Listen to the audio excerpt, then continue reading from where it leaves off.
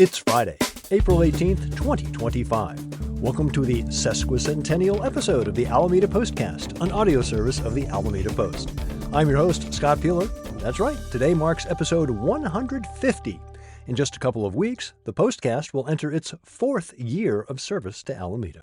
In this edition of the Postcast, a plea deal in a murder case from 5 years ago, a relatively uneventful city council meeting, another prank call, another shelter-in-place order, police and fire equipment in the news, the latest real estate sales, no shortage of events to choose from, and relief from a long-running annoyance. These stories and more on this episode of the Alameda Postcast. Our top story. On July 11th, 2020, Wenyang Huang was working at the Circle K on Webster when Ethan Escorcio allegedly went behind the counter and attempted to take a pack of cigarettes. Huang reportedly recognized Escorcio as a repeat shoplifter and produced a semi-automatic pistol and shot Escorcio in the head. Huang then called 911 saying he had shot a robbery suspect.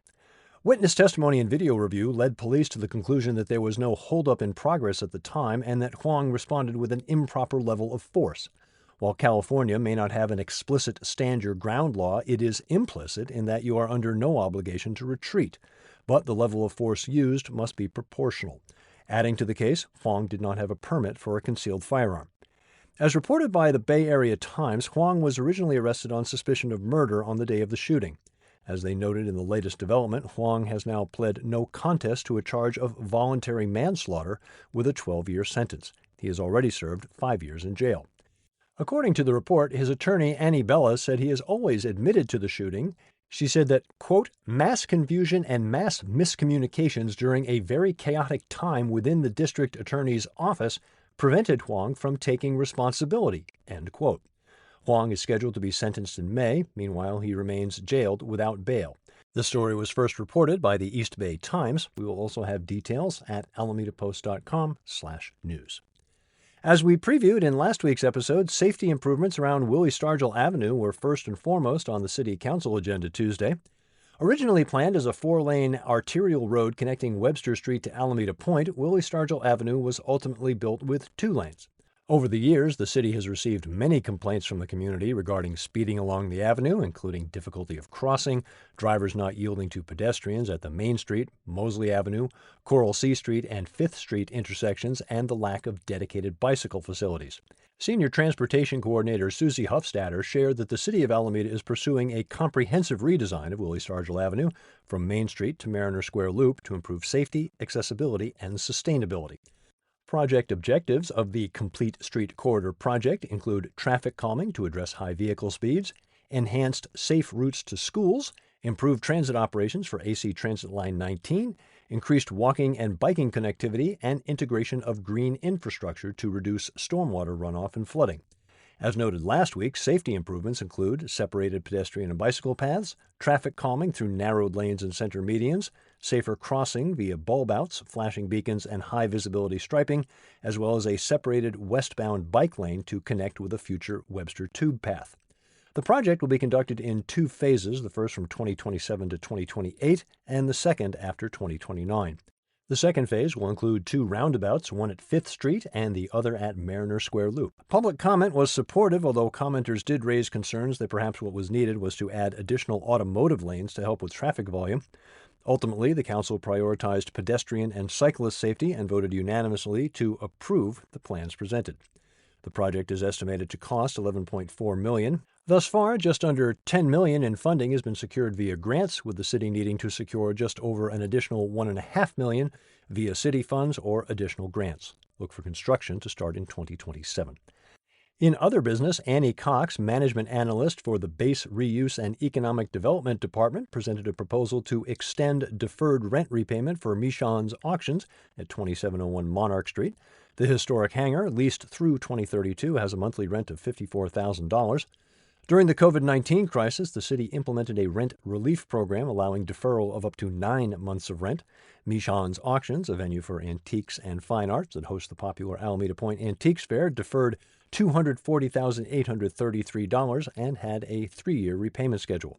They have repaid over $170,000 of their original deferred rent balance and remain in good standing on all lease obligations.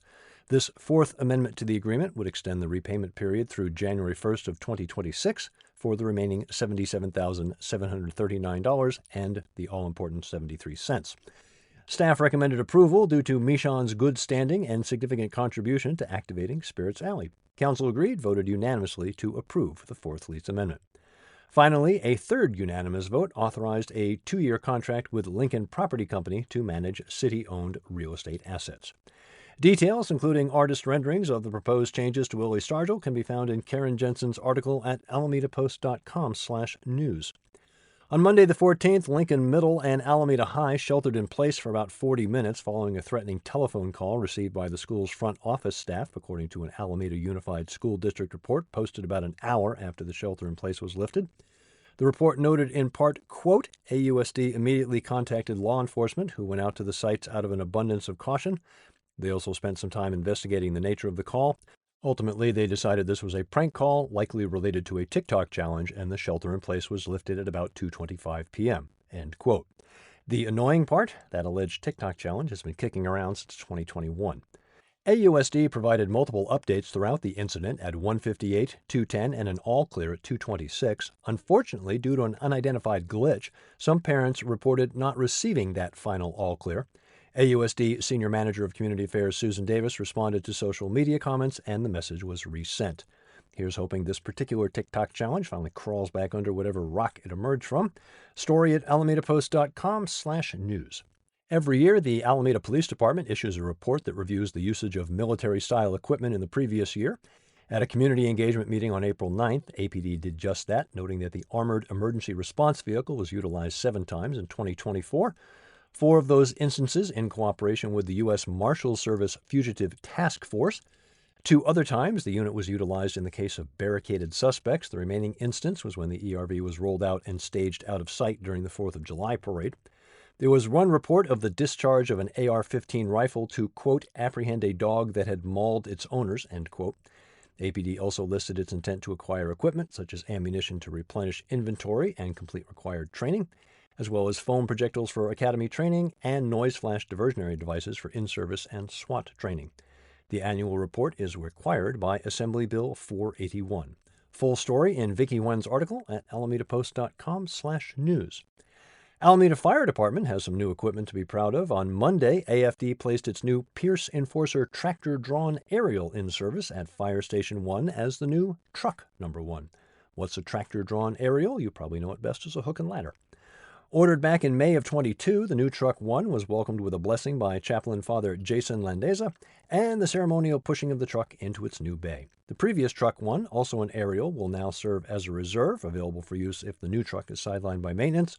The previous reserve truck, a 1995 straight truck, will be retired after 30 years of service. Story and photos at alamedapost.com/news.